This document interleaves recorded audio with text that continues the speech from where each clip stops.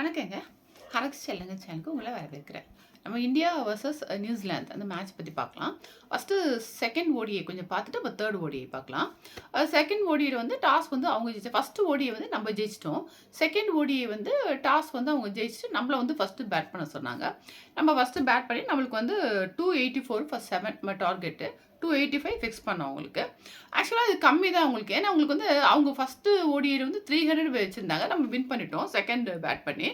இதில் வந்து நம்ம 284 தான் எடுத்திருக்கோம். அதுக்கப்புறம் வந்து 285 வந்து ஆனால் கொஞ்சம் இது ஓரளவு நல்லது, ஆனால் கொஞ்சம் கம்மிங்கிற மாதிரி சொன்னாங்க. இதில் வந்து பார்த்தீங்கன்னா 285 எடுத்தால் அவங்க நம்ம வின் பண்ணலாம் அப்படிங்கிற மாதிரி போனப்போ அவங்க வந்து ஃபஸ்ட்டு இனிஷியலாக ஒரு விக்கெட் போச்சு. அதுக்கப்புறம் விக்கெட் மிடில் ஓவரில் சுத்தமாக வந்து விக்கெட்டை வந்து எடுக்கவே முடியலைங்க. அவ்வளோ சூப்பராக அது டேரில் மிச்சல்லாம் வந்து சூப்பராக விளையாண்டு 131 இட்டுருக்காருங்க அவர்.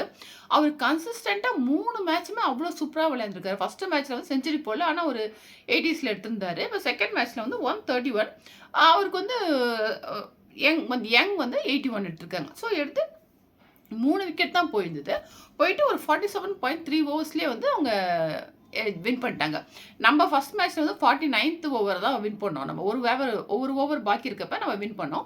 இவங்க வந்து 47.3ன்னு சொல்லி ஒரு கொஞ்சம் முன்னாடியே வந்து எடுத்துட்டாங்க அதை. ஸோ இது வந்து உங்களுக்கு அந்த டீம் விளையாடுறது பார்த்தீங்கன்னா அவ்வளோ சூப்பராக விளையாடுறாங்க. அவங்க வந்து இந்தியாவில் அவங்க ஊரில் விளையாடுறா கூட கிடையாது, நம்ம ஊரில் வந்து விளையாடுறாங்க. அவ்வளோ பிரமாதமாக விளையாடுறாங்க.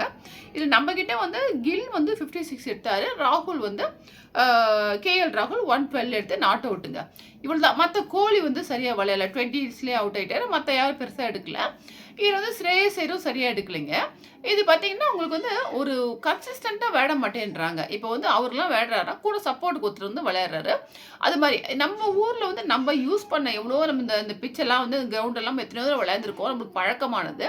அப்படி இருந்து கூட பெருசாக வந்து கில்லு கூட வந்து ஒரு கேப்டனாக இருக்காரு. அவர் 56 அவ்வளோதான். 2 தடவை வந்து 56 எடுத்தார், 50ஸ்ல எடுத்தார். தேர்ட் மேட்ச்சில் கம்மியாக தான் எடுத்திருக்காரு. ஸோ ஒரு கன்சிஸ்டண்ட்டாக இவங்க நல்லா விளையாடுவாங்க. ஏன் இப்படி விளையாடுறாங்கன்னு புரியல நம்மளுக்கு. ஒரு மேட்ச் நல்லா விளையாடுறாங்க, கொஞ்சம் எடுத்தாங்கன்னா அடுத்த மேட்ச் வந்து சொதப்பிடுறாங்க. இப்படி தான். ஸோ இதில் வந்து விக்கெட்டும் பார்த்தீங்கன்னா பெருசாக விக்கெட் வந்து எடுக்க முடியல. அதாவது வந்து ஓப்பனிங் எடுக்கிறாங்க, அப்புறம் மிடில் ஓவரில் வந்து சுத்தமாக வந்து விக்கெட்டே விழாமல் முதல் 3 விக்கெட் தான் போயிருக்குன்னு பார்த்துங்களேன். இதில் வந்து என்ன ஒரு பவுலிங் சரியில்லை, ஏன் இப்படி ஒரு கரெக்டாக வந்து போட மாட்டுறாங்க, இல்லை வந்து இவங்க எப்படி பவுலிங் போட்டாலும் அவங்க நல்லா பிரமாதமாக விளையாடுறாங்களா என்னன்னு சொல்லி புரியல. இன்னொன்று பார்த்தீங்கன்னா நம்ம வந்து பவுலர்ஸ்லாம் கொஞ்சம் இப்போ இன்னொன்று நிதிஷ்குமார் ரெட்டியை பற்றி பேசணும். இப்போ வந்து நிதிஷ்குமார் ரெட்டிக்கு நிறைய சான்ஸ் கொடுக்குறாங்க. எப்படின்னா ஃபஸ்ட்டு டெஸ்ட் மேட்ச்லேயே ஃபுல்லாக கொடுத்தாங்க. அடுத்து வந்து வாஷிங்டன் சுந்தர் இல்லைங்கிறனால ஒரு ஆல்ரவுண்டர்னு சொல்லிட்டு அவரை சேர்த்துருக்காங்கன்னு நினைக்கிறேன். ஆனால் அவர் வந்து பெருசாக வந்து பெர்ஃபார்ம் பண்ணலை, டெஸ்ட்லேயும் பெருசாக பண்ணலை. இதுலேயே வந்து நம்ம வந்து மெயினாக தெரிஞ்சது வந்து உங்களுக்கு வந்து ஐபிஎல் தான் விளையாண்டாரு. அதில் கூட பெருசாக விளையாடல. அப்படி இருப்ப இப்போ வந்து பார்த்தீங்கன்னா இதில் வந்து டெஸ்ட்லேயும் சேர்த்து இந்த ஓடிஐலையும் 3 மேட்சும் அவர் சேர்த்துருக்குறாங்க. ஸோ இது வந்து அதுக்கு பதில் வந்து இப்போ நம்ம என்னதான் வந்து ஆல்ரவுண்டர் அப்படின்னு சேர்த்த ஒரு ஆல்ரவுண்டர் போயிட்டாருங்கிறனால ஒரு ஆல்ரவுண்டர் சேர்த்தாலும் உங்களுக்கு வந்து பவுலிங் வந்து பெருசாக நம்மளுக்கு ஆல்ரெடி வந்து 5 பேர் பவுலர்ஸ் இருக்கிறாங்க.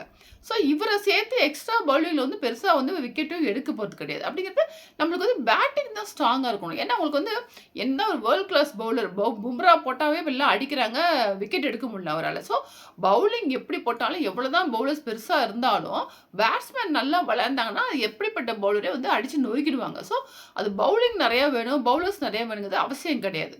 அதனால் வந்து நம்ம பவுலர்ஸ் வந்து 5 பேர் இருந்தாங்கன்னா எக்ஸ்ட்ரா பேட்ஸ்மேன் நல்ல ஒரு பேட்ஸ்மேனை கண்டிப்பாக வைக்கணும்.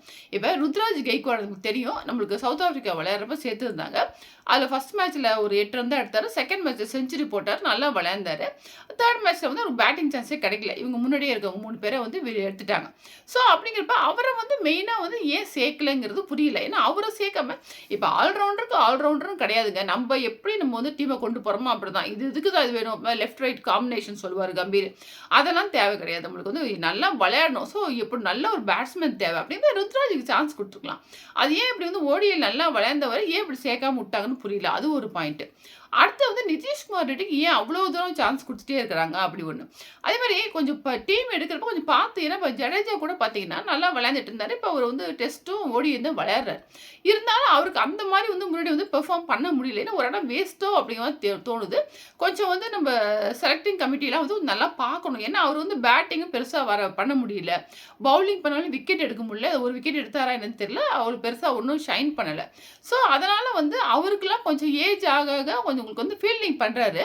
மத்தபடி வந்து கொஞ்சம் ஸ்டெமினா குறைஞ்சு சரியில்லையோ அப்படிங்கிற மாரி தோணுது. ஸோ, அத கொஞ்சம் வாட்ச் பண்ணி maybe 27 world cup ODI world கப்ல கண்டிப்பா அவர சேர்ப்பாங்களாங்கிறது ஒரு டவுட் தான். ஏன்னா, ஒரு இடம்ங்கிறது எவ்வளவு முக்கியமானது பாருங்க. இப்ப பாருங்க நியூசிலாந்து வந்து வந்து விளையாடுறாங்க நம்ம ஊர்ல. ஆனா, அவங்க வந்து எவ்வளோ பிரமாதமா விளையாடுறாங்க. கன்சிஸ்டன்ட்டா டேரி மிச்செல்லாம் 3 மேட்ச் கன்சிஸ்டன்ட்டா அவ்வளோ சூப்பரா விளையாண்டுருக்கிறாரு.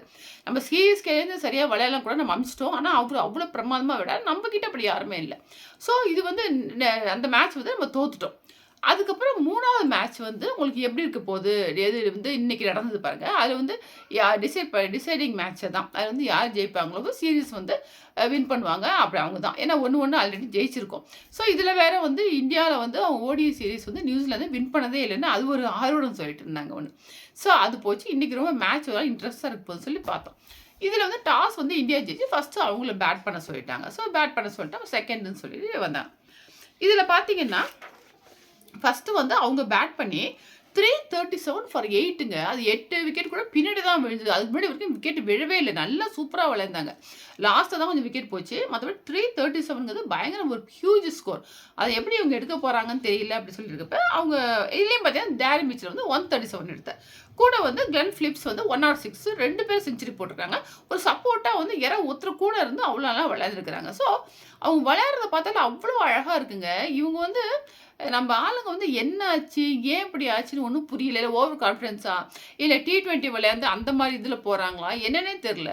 ஒரு அப்படிங்கிறப்ப விக்கெட் போயிடுது. அதுக்கு மேல நம்ம வந்து 338 அப்படிங்கிற டார்கெட்டோட நம்ம வந்து பேட்டிங் வந்தோம். வந்தோனயே வந்து ஃபர்ஸ்ட்டு வந்து விக்கெட் வந்து போயிடுச்சுங்க. ஃபர்ஸ்ட்டு வந்து ஓப்பனிங் வந்து ரோஹித் அண்ட் கில் வந்தாங்க. ரோஹித் ஒரு மேட்ச் ஏதோ ஒரு மேட்ச்சா சரியா சரி திருப்பி வந்துட்டாரு ஃபார்முக்கு நல்லா விளையாடுறாருன்னு பார்த்தா, அவரு ஒரு மேட்ச் விளையாண்டு அதுக்கப்புறம் சரியாவே விளையாடலங்க அவரு. என்னன்னே புரியல. பார்த்தீங்கன்னா, அவரு வந்து 11 ரன்லயே அவுட் ஆயிட்டாரு ரோஹித். அதுக்கப்புறம் கில்லும் வந்து கோலியும் வந்து சூப்பரா விளையாண்டாருங்க. விளையாண்டு 2 பேரும் விளையாண்டதுல கில்லும் வந்து ஒரு 23 ரன்ஸ்க்கு அவுட் ஆயிட்டாரு. அப்புறம் ஸ்ரேயஸ் ஐயர். ஸ்ரேயஸ் ஐயர் வந்து அவர் ஒரு 3 ரன்ல போயிட்டாரு. அப்புறம் ராகுல் வந்தார். ராகுல் 1 ரன்ல போயிட்டாரு. பாருங்க ஒரு மேட்ச் போன மேட்ச் வந்து நல்லா விளையாண்டாரு. நான் கூட அவ்வளோ சூப்பரா விளையாண்டாருன்னு சொன்னாங்க. எப்படின்னா வந்து 112 எடுத்தாரு போனாரு. நாட் அவுட்டுங்க. ஸோ முன்னாடி வரனால அவரால வந்து ரன் வந்து எடுக்க முடியல. அதாவது எப்படின்னா, கொஞ்சம் கொஞ்சம் கடைசியா வருவாரு. ஆனா பெருசா ரன் எடுக்க முடியல அப்படின்னு இருந்தது. ஏன்னா முன்னாடி இருக்கவங்களாம் எடுத்துடுறாங்க. கொஞ்சம் ஒரு வரப்ப நெறைய ஓவர்ஸ் கிடைக்கிறது இல்ல அப்படின்னு இருந்தது. போன தடவ கொஞ்சம் விக்கெட்லாம் சரியா போனதுனால போன தடவ கோலியும் அவுட் ஆயிட்டாரு. அப்புறம் வந்து ரோஹித்து இவரும் கில் அவுட் ஆயிட்டாரு. அதனால வந்து கொஞ்சம் முன்னாடியே வந்துட்டாரு ராகுல். ஸோ இருந்து அவ்வளோ சூப்பரா விளையாண்டு ரொம்ப நல்லா விளையாண்டாருங்க அவரு. விளையாண்டு கொண்டு போனாரு. அவ்வளோ தூரம் கடைசி வரைக்கும் நாட் அவுட்டா இருந்து அவரு ஒன் மேன் ஷோ மாரி விளையாண்டாருன்னு வச்சுங்களேன். ஸோ நல்ல எல்லா ஃபார்மேட்டுமே நல்லா விளையாடு அப்படின்னு நினச்சிட்டு இருந்தோம். ஸோ இன்னைக்கு வந்து அவர் வந்திருக்கிறப்ப பரவாயில்ல இவ்வளோ பெரிய ஸ்கோர் இருக்குது. ஸோ கோலி இருக்கிற சப்போர்ட் இருப்பார் விளையாட பார்த்தா, ஒரு ரன்லயே அவுட் ஆயிட்டாரு. ஸோ இது வந்து என்ன ஒரு நம்பி ஒரு இன்கன்சிஸ்டன்ட்டா விளையாடுறாங்க. எப்பவுமே ஒரு அழகா விளையாண்டு சரி விளையாடலாம். செஞ்சுரி தான் போடணும் அவசியம் கிடையாது. ஒரு 50, 60 ரன் எடுக்கலாம். இவங்க வராங்க, இருப்பாங்க, விளையாடுவாங்கன்னு ஒரு நம்பிக்கை கிடையாது. வர்றாங்க, விளையாண்டா தான் உண்டு. இல்லைன்னா டக்குன்னு அவுட் ஆயிட்டாங்க. ஸோ வரிசையா விக்கெட் ஒவ்வொன்னா போயிட்டு இருக்கப்ப, அப்புறம் நிதிஷ்குமார் ரெட்டி இன்னைக்கு தாங்க ஓரளவு விளையாண்டுருக்காரு அவரு. இத்தன நாள்ல வந்து ஒரு ஆல்ரவுண்டரா போட்டு பெருசா ஒண்ணுமே ஷைன் பண்ணவே இல்ல. இன்னைக்கு தான் வந்து அவரு ஓரளவு விளையாண்டு எவ்வளோன்னா ஒரு 56 ரன்ஸ் 53 ரன்ஸ் வந்து எடுத்துருக்கிறாரு இன்னைக்கு தான். அதுக்கப்புறம் வந்து ஹர்ஷித் ஒரு பக்கம் கோலி வந்து போராடிட்டு இருந்தாரு. அப்புறம் ஹர்ஷித் ராணா வந்தாரு. பவுலர் வந்தாச்சு. அவருக்கு ரொம்ப நல்லா விளையாண்டாருங்க. கிட்டத்தட்ட வந்து கம்மி பால்லயே வந்து 43 பால்ஸ்லயே பார்த்தீங்கன்னா, ஒரு 52 ரன் எடுத்தார். நல்லா 4, 6லாம் அடிச்சு சூப்பரா அவருக்கு 2 பேர் சேர்ந்து எட்டுருவாங்க அப்படிங்கிற மாரி தோணுச்சு. நல்லா ரன்னும் ஏறிச்சு. பார்த்தா அவரும் அவுட் ஆயிட்டாரு. அவுட் ஆயிட்டோனே அவ்வளோ ஹோப் ரொம்ப போயிடுச்சு. அதுக்கப்புறம் வந்து இவரு ஹர்ஷதீப் சிங் வந்து அப்புறம் சிராஜ் வந்தாங்க. வந்து 2 பேருமே அவுட் ஆயிட்டாங்க. ஸோ ரொம்ப போய் அப்புறம் கோலியும் அவுட் ஆகி கடைசியில வந்து 41 ரன்ஸ் டிஃபரன்ஸ்ல அவங்க வின் பண்ணிட்டாங்க. இதுல வந்து அவங்க வந்து இந்த ஊர்ல வந்து ஓடிஐ வின் பண்ணதே இல்லன்னு சொல்லி குறை இருந்தது போல இருக்கு. இப்போ வந்து அதையும் வின் பண்ணிட்டு போயிட்டாங்க. ரொம்ப ஷேமா இருக்குங்க. நம்ம ஊர்ல இவ்ளோ பெரிய பெரிய ஆளுங்கலாம் இருந்து ஜடேஜா வந்தாரு. ஜடேஜாவும் பெருசா எடுக்கல. அவரும் வந்து கம்மியா தான் எடுத்தார். எடுத்து அவரும் அவுட். ஸோ ஒரு இவங்க இருக்கிறாங்க, விளையாடுவாங்க அப்படிங்கிற மாரி இல்ல. இப்போ கோலி வந்து பரவாயில்லைங்க. முன்ன வந்து சொல்லிட்டு இருந்தோம் சரியா விளையாடலன்னு. அவர் லோக்கல் மேட்ச் விளையாண்டு இப்போ நல்லா வந்து அவர் விளையாடுறது வந்து சொல்றேன். அதான் வந்து இன்னும் நெறைய விஷயம் விளையாடுவார் அப்படிங்கிற மாரி நல்லா ஃபார்முக்கு வந்து அழகா விளையாடுறார். சூப்பரா விளையாடுறாரு கோலி. ஸோ அவர் மட்டும் ஒருத்தர் மட்டும் இருந்து என்ன பண்ண முடியும்? ஸோ இது கண்டிப்பா வந்து ஏதாவது வந்து சேஞ்சஸ் பண்ணி தான் ஆகணும். ஏன்னா உங்களுக்கு 2027 தான் வேர்ல்டு கப். ஸ்பின்னர்ஸ் இன்னொன்னு பார்த்தீங்கன்னா, ஸ்பின் வந்து சுத்தமா எடுக்கல. குல்தீப் யாதவ் போடுறாரு. அதுல வந்து எக்கானமி ரேட்லாம் ஜாஸ்தி இருக்கு. 1 விக்கெட் எடுத்துருக்கிறாரு. இந்த தடவ வந்து விக்கெட்டே எடுக்கல. ஸோ அவங்களால சுத்தமா வந்து விக்கெட்டே எடுக்க முடியல. அது என்னன்னு புரியல. என்ன அவங்க பவுலிங் நல்லா அவங்க சரியா போடலையா? இல்ல அவங்க வந்து நல்லா விளையாடுறாங்களா? அப்படிங்கிற மாரி புரியல. ஆனா அவங்க போட்ட இப்ப கிளார்க் அவங்க வந்திருக்கிறாருங்க. அவர் டெபியூங்க. ஃபர்ஸ்ட் மேட்ச்ல டெபியூ வந்து விக்கெட் எடுக்கல. செகண்ட் மேட்ச்லயே விக்கெட் எடுத்தாரு. இன்னைக்கு ஒரு 3 விக்கெட் எடுத்துருக்காரு. அதே மாரி அவங்க ஸ்பின்ல வந்து லெனாக்ஸ் வந்து 2 விக்கெட் எடுத்துருக்காரு. அடுத்து வந்து ஜக்காரி ஃபாக்ஸ்ன்னு சொல்லி நம்ம சிஎஸ்கே எடுத்துருக்கோம் பார்த்தீங்களா? அவரு 3 விக்கெட். போன தடவ 1 விக்கெட், இந்த 3 விக்கெட் எடுத்திருக்காரு. ஸோ ஸ்பின் அவங்களுக்கு எடுக்குது. நம்ம மத்தபடி வந்து பெரிய பவுலர்லாம் கிடையாது. அப்புறம் ஏதாவது சாம்பியன்ஸ் ட்ராஃபி விளையாண்டத விட டீம் சேஞ்ச் ஆயிருக்கு. இருந்தாலும் நல்லா பிக்கப் பண்ணி அவ்வளோ அழகா விளையாடுறாங்க. அவ்வளோ டெடிகேஷன் அவ்வளோ தூரம் விளையாடுறாங்க. நம்ம ஆளுங்க பார்த்தீங்கன்னா, ஏதோ வந்து வர்றோம்.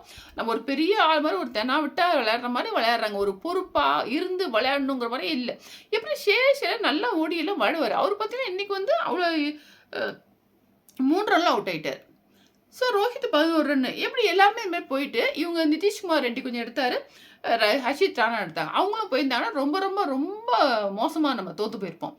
இது வந்து கண்டிப்பா வந்து செலக்ஷன் கமிட்டி வந்து என்ன பண்ணணும்னா, இவங்க சான்ஸ் குடுத்துட்டு ஒரு நெறைய பேர் இருக்கிறாங்க வெயிட்டிங்ல. அவங்களெல்லாம் கண்டிப்பா சேர்க்கணும். திருப்பி இதே டீம வந்து சேர்த்து இப்ப நிதிஷ்குமார் ரெட்டிக்கு பதில் கண்டிப்பா கெய்க்வாட சேர்த்துருக்கலாம். அது ஒரு சான்ஸ் இருக்கும் நம்மளுக்கு. ஸோ அது மாரி பார்க்கணும். பவுலிங் கூட பார்த்தா ஸ்பின்னர்ஸ்லாம் முன்னாடி அனில் கும்ப்ளே, அ அ இவரு அஸ்வின்லாம் இருந்தாங்க. ஹர்பஜன் சிங்லாம் இருந்தாங்க. அஸ்வின் பின்னாடி வர தான் கொஞ்சம் சரியா போடல. ஆரம்பத்தில நல்லா போடுவார். அது மாரி நெறைய ஸ்பின் வந்து முன்னலாம் பார்த்தா ஃபாஸ்ட் பவுலர்ஸ் கம்மியா இருப்பாங்க. ரொம்ப ஃபாஸ்ட் பவுலர்ஸ் தான் தேடி நெறையா தேடி எடுத்தாங்க. அதே மாரி அவங்களுக்கு ட்ரெய்னிங் குடுத்து கொண்டு வரலாம் வச்சாங்க. இப்போ வந்து ஸ்பின் தான் நெறையா இருக்கு. இப்போ ஸ்பின் வந்து அவ்வளோ வந்து ஸ்பின்னே அவ்வளோ எடுபட மாட்டேங்குது. நல்ல ஸ்பின்னர்ஸும் இல்ல. ஸோ ஸ்பின்னர்ஸும் நெறையா கொண்டு வரணும். கண்டிப்பா வந்து அதே மாரி வந்து ட்ரெய்னிங் குடுத்து நல்லா கொண்டு வரணும். ஸோ இவங்க வந்து ஐபிஎல் விளையாடுறனால இல்லன்னா அட்லீஸ்ட் வந்து ஓடிஐக்காச்சும் வந்து தனி டீமாச்சும் உருவாக்கணும். சில பேர் சரியா விளையாடுனா அவங்க T20 கொஞ்சம் பேர் வச்சுட்டு, ஓடிஐக்கு சரியா வச்சு அப்படியாச்சும் விளையாடணும். ஏன்னா ஒரு டீம் வந்து வெளியிலேருந்து வர்றாங்க. நம்ம ஊர்ல அவ்வளோ தூரம் நம்ம வந்து விளையாண்டுருக்குறோம். நம்மளுக்கு பழக்கமான பிட்ச்சு. அதுலயும் இது மாரி சீரிஸ் வந்து தோத்துட்டு இருக்கோம்னு என்னன்னே புரியல. அடுத்தாப்புல வந்து இது வருது. T20 ஆரம்பிக்குது. அதுல 5 மேட்ச் விளையாடுறவங்க கூட. ஏன்னா வேர்ல்டுக்கு வரப்போகுது பார்த்தீங்களா? ஸோ அது ஒரு இம்பார்ட்டன்ட்டா இருக்கும். அதுல வந்து விளையாட போறாங்க. அதே மாரி இவங்க டீம் எல்லாம் வந்து வேர்ல்டு கப் இது முடிஞ்சதுக்கப்புறம் 27 வேர்ல்டு கப் வருது. அதுல வந்து யார் நல்லா விளையாடுறா? ஏன்னா சவுத் ஆஃப்ரிக்காலாம் கெய்க்வாட்லாம் நல்லா விளையாடுவாரு. ஸோ அவர்லாம் கண்டிப்பா சான்ஸ் குடுக்கணும். இது மாரி வந்து அ அ சில பேரை மட்டும் வச்சுட்டு இன்ஃப்ளூயன்ஸ்னால அவங்களுக்கு வேண்டியவங்க அப்படி சொல்லி அவங்களே குடுத்து போனா டீம் வந்து சரியா இருக்காது. அது வந்து நெறைய பேர் வந்து கம்பீர தான் குறை சொல்றாங்க. அது மாரி ஆகக்கூடாது. அதான் ஒண்ணு. அடுத்தது பார்த்தீங்கன்னா, இது மாரி சரியா விளையாடுறவங்க கொஞ்சம் ஏஜ் ஆயிடுச்சு. அவங்க பெர்ஃபார்மன்ஸ் சரியில்ல போலன்னா, இத்தன தான் பார்க்குறோம். பார்த்து அடுத்தாப்புல கண்டிப்பா வந்து டீம் வந்து சேஞ்ச் பண்ணணும். இப்ப இதோட வந்து கோலி, ரோஹித் 2 பேருமே வந்து இந்த 3 மேட்ச் முடிஞ்சலாம் ஓடிஐ முடிஞ்சதுனால அவங்களுமே T20க்கு வரமாட்டாங்க.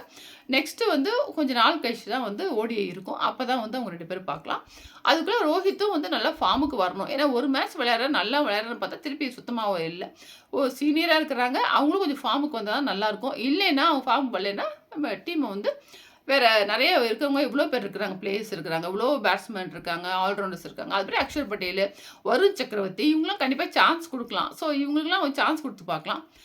அவ்வளோதாங்க இன்னைக்கு மேட்ச் வந்து ரொம்ப வந்து ஒரு இவங்க இருந்த வரைக்கும் கோலி இருந்த வரைக்கும் நல்லா அதே மாரி ஹர்ஷித் ராணாவும் விளையாண்டப்ப சரி நல்லா எடுத்துட்டு போயிடுவாங்கன்னு சொல்லி ரொம்ப சந்தோஷமா இருந்தது. ஸோ நிதிஷ்குமார் ரெட்டி இருந்தாரு. அவரும் போயிட்டு அப்புறம் ஹர்ஷித் ராணா வந்தப்ப அவரும் விளையாண்டாரு. ஸோ இப்படியே போயிடுவாங்க நல்லா எடுத்துரலாம் அப்படின்னு சொல்லி பார்க்குறப்ப கடைசியில வந்து அவுட் ஆயிட்டு ரொம்ப பெரிய டிசப்பாயின்ட்மெண்ட் தாங்க. ஸோ பரவால்ல. என்ன இதுவும் வந்து கடந்து போகும்னு நெனச்சுட்டு, அடுத்ததா வந்து T20 வரப்போகுது. அத நம்ம பார்க்கலாம். இன்னொன்னு மீடியா பார்த்தீங்கன்னா, ஒரு மேட்ச் விளையாண்டுட்டானா, அவ்ளோ தூக்கி வச்சு ஆடுறது, அவ்ளோ பணம் குடுக்குறது, பெருசா போடுறது. ஒண்ணும் இல்ல. இப்ப வந்து கில் இருக்காரு. அவரு வந்து குடிக்கிறதுக்கு வந்து பியூரிஃபையர் வந்து ஏதோ எடுத்துட்டு போறாரு அப்படின்னு சொல்லி ஒரு இது அத எல்லா மீடியாலயும் எல்லாத்தையும் போட்டு அது பெரிய விஷயமா ஆக்குறாங்க. ஏன்னங்க அவரு சம்மந்தப்பட்டது. அவரு தான் தண்ணி குடிக்கிறாரு, போறாரு, ஏதோ எடுத்துட்டு போய் இது ஒரு பெரிய விஷயமா எடுத்து இதெல்லாம் பெருசா போட்டு இப்படிதான் நம்ம பண்றோம். மீடியாலாம் இப்படிதான் சின்ன விஷயத்த பெருசா போட்டு ஸோ விளையாடுறவங்க அவங்க டியூட்டி பணம் வாங்குறாங்க, விளையாடுறாங்க அவ்வளோதான். ஸோ அத அப்ரிஷியேட் பண்ணணும் ஓகே அவ்வளோதான். அத விட்டுட்டு தல்ல தூக்கி வச்சு ஒரேடியா ஆடி எல்லாருக்கும் ஹெட் வெயிட் வந்துரும் போல இருக்கு. அந்த மாரி இருக்குது. ஸோ இனிமேலாச்சும் வந்து பிளேயர்ஸ்லாம் வந்து சரியா விளையாடல. இது மாரி சான்ஸ் வந்து குடுத்துட்டே இருக்கக்கூடாது. ஒரு 2 மேட்ச் விளையாடுனா ஒரு ரொட்டேட் பண்ணிட்டே இருக்கணும். இவங்கள சேர்க்கறது, போறது பண்ணிட்டே இருக்கணும். வழியே கிடையாது. ஏன்னா எவ்வளோ பிளேயர்ஸ் வெயிட் பண்ணிட்டே இருக்கிறாங்க. எல்லாருக்கும் சான்ஸ் கிடைக்கணும். அவ்வளோதாங்க. இதோட இந்த வீடியோ முடிச்சுக்கிறேன். உங்களுக்கு பிடிச்சிருந்தா லைக் பண்ணுங்க, ஷேர் பண்ணுங்க, சப்ஸ்கிரைப் பண்ணிக்கோங்க. எப்படி இருந்தது கமெண்ட்ஸ சொல்லுங்க. Thank you.